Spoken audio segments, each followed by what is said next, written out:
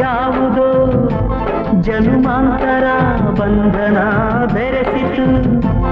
ಅದು ನಮ್ಮನು ಹಾದಿನ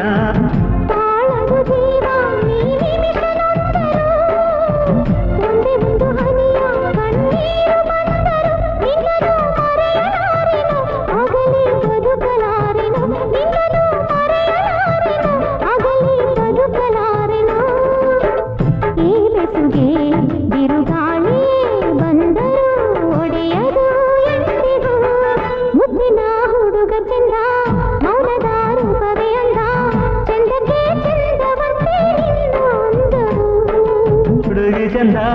ಮೌನದ ರೂಪವೇ ಅಂದ ಚಂದಕ್ಕೆ ಚಂದವಂತೆ ನಿನ್ನ ಅಲ್ದವು ಈ ಹೃದಯ